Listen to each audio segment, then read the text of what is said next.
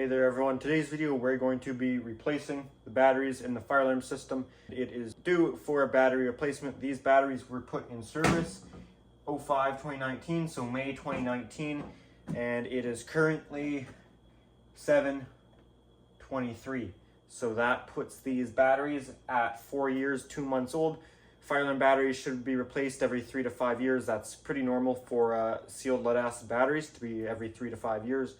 They need to be changed. These ones haven't had too crazy of a service life. They've probably been through only maybe a dozen power outages, probably only 6 of those being ones that are over a couple hours long. They've never been completely drained. They have always kept the systems going, but we want to preemptively change them before we do run into problems.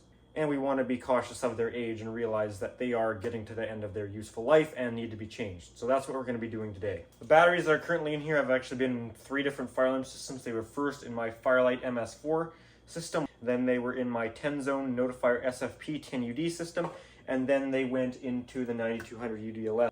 They don't get a ton of use, as I do have an emergency backup generator, which will click on after about 20 seconds of the power being out. There you see 05-2019. They are still in decent shape. They haven't swelled up or anything yet. And we can actually look at the power they're putting out. If we go to read status mode, we can go to power. You can see batteries are at 27.12 volts, which is a good voltage. If we do kill the power, you can see it does go into trouble. I can do that again, fully escaped. You see it will go into AC fault, and they do still run the system okay, but they should be changed. So let's do that. These are my replacement batteries. These are 12 volt, 12 amp hour batteries.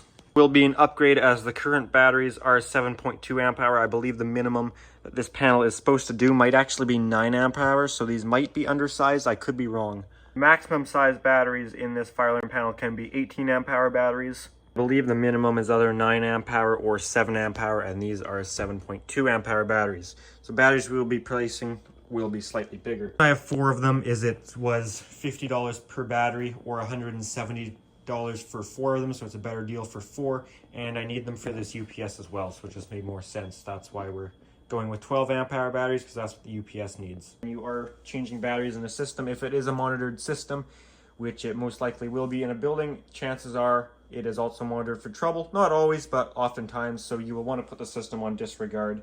Well, you don't have to. It's not like it'll send the fire department, but it may give someone a call saying that there's a trouble in the system.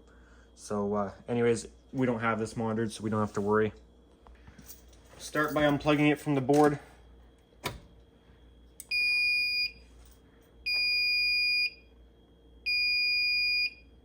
No battery trouble comes up. We can acknowledge that trouble. Then we can pull off our negative there, positive, and this should be our jumper. Actually, I had that wrong. That's our jumper. That's our negative to the panel. That's our positive. Anyway, doesn't really matter. There's one battery. You can see there is some corrosion on the top there.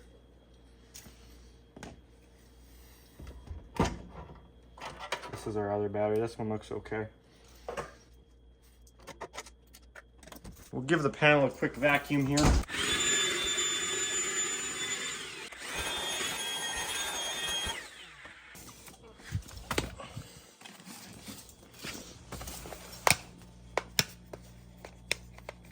I ordered these ones on Amazon. Could have gone to the local battery shop, probably should have. Might have been able to get cheaper, I'm not sure.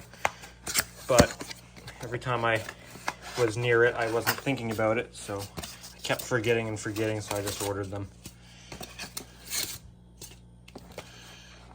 And I did measure these, they will fit.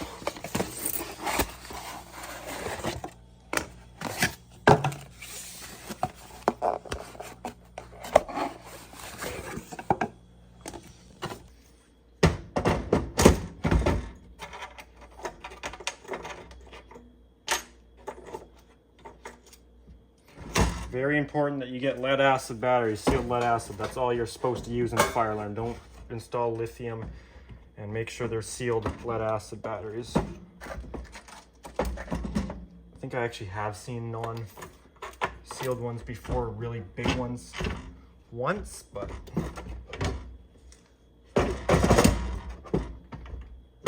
just set them on top of the foam that they came with. It can be good to isolate them from the metal a little bit. Plus, if they leak any bit, they'll cause ground fault.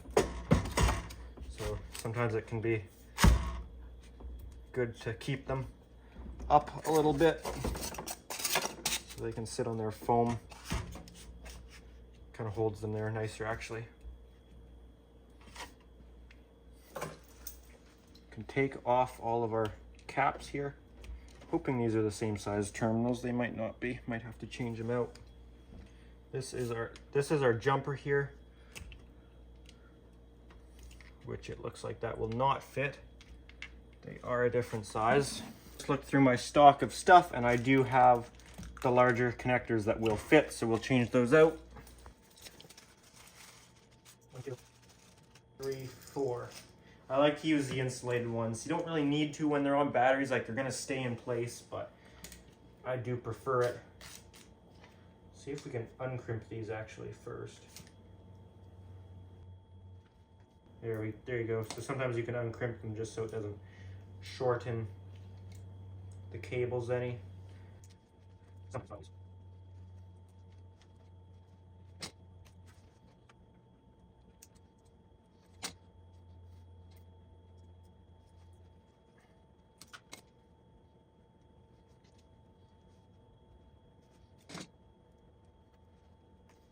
Okay, those are all off. I'm going to throw out these old ones. So we didn't lose any length there, which is nice. So we can stick these right onto the new ones here. I don't have a proper crimper with me for the insulated connections, but this one will still do.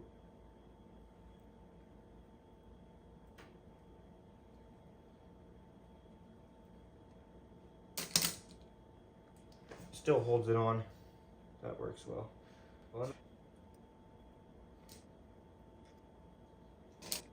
Always give them a little pull test, make sure they stay in there.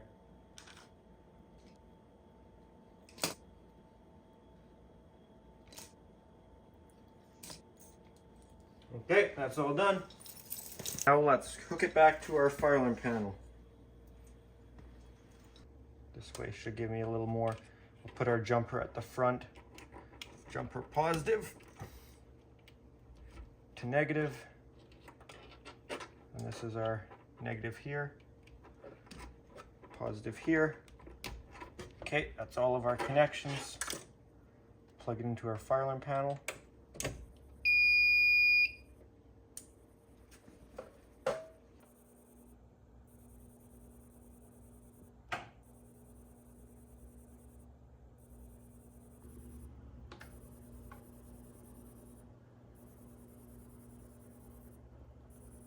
Not sure if you can hear that. That is the charging circuit. It popped up with low battery at first, as these are brand new batteries. Read status, we'll go power. You can see the batteries are at 25.98 volts, so they are fairly low, but it is bumping up as it is charged.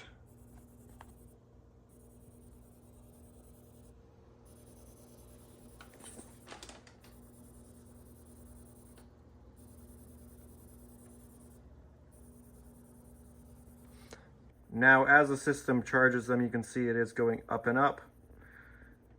We will do one of the very most important things, which is labeling the batteries. These were installed July 31st of 2023. So we will go 0, 7,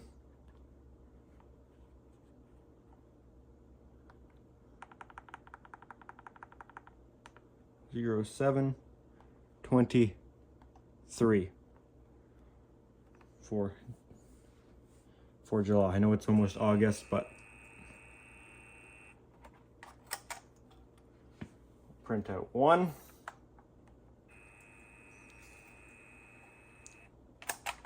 Two.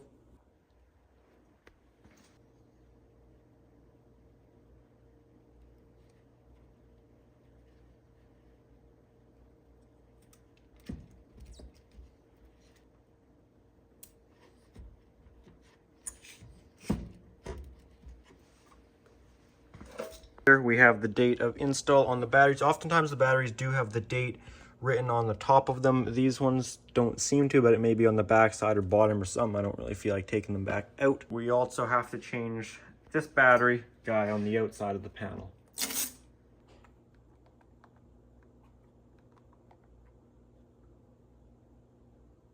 I don't think it put a space in there. There we go.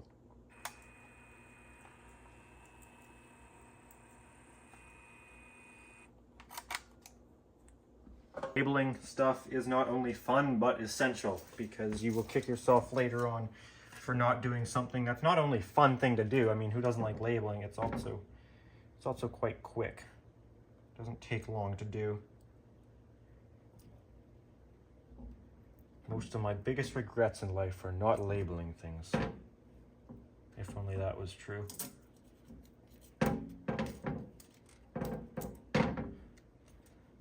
And things never stick to these panels well that have this sort of not smooth finish.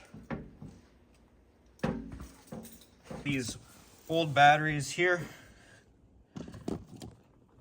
they are still good. They're just getting old, but they still work, so I will probably end up using these in a demo system somewhere. As far as these terminals, I will add some paste at some point, to maybe some dielectric grease or something on there to stop any corrosion. So I wonder if I can just use the Penetrox on there. I'm not sure. Wondering if I can use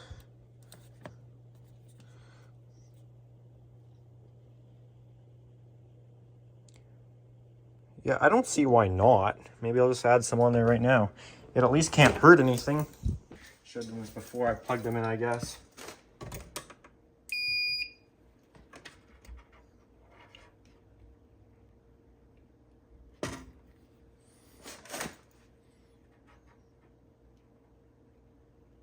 This stuff is pretty nasty. I'll wash my hands afterwards for sure. This may not be the right approach, but it's something at least.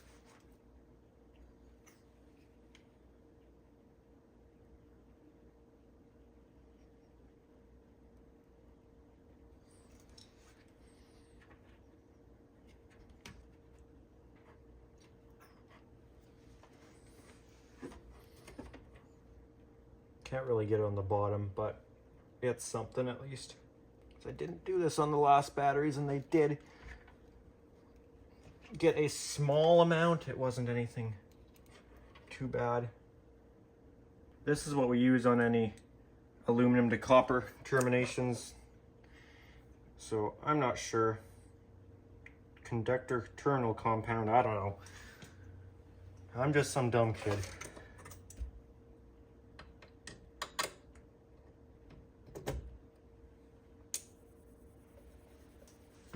Tell you, with how horrible it is to get off your fingers, it's ought to scare the oxidization away at least. That's our new 12 amp hour batteries installed. Those should be better. Not only it's a larger battery, and I'm not even sure if the old ones were within the minimum spec, because it might have been 7 amp hour or it might have been 9. I'm not 100% sure on that one. But these are bigger batteries, so this should last longer. Fire alarm systems here are required to last for 24 hours in standby and then 30 minutes in alarm. And I don't believe a generator plays a role in that. From my understanding, I could be seeing it wrong, emergency generator does not change the battery requirements. They still have to go for 24 hours standby plus 30 minutes alarm. Generator or not. And there may be a rule that it's only 4 hours if there is a generator, but then that generator has to be listed for powering that essential load. I'm not sure exactly on that. So it's easier usually just to size it for 24 hours, which I didn't do a proper calculation on this, but I'm sure with the load of this system, these would easily do 24 hours in standby plus 30 in alarm. Guys, that is this battery replacement. Hopefully we won't be doing this for another 4 years, 3 to 5 years. So guys, that's going to do it for this video. If you enjoyed it, make sure to give a thumbs up. If you do have any comments or questions, feel free to leave those in the comment section.